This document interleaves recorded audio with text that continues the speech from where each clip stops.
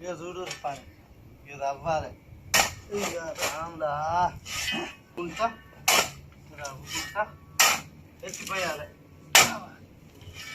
ఇది పక్కేయాలి దీని పట్టాలి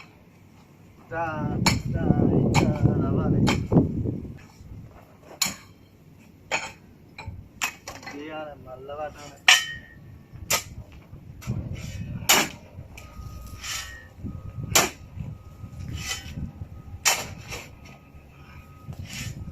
అంటాడు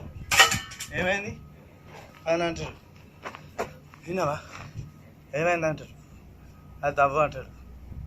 టైం ఏడవుతుంది ఇంతసేపు ఏం చేసినాం దవ్వలే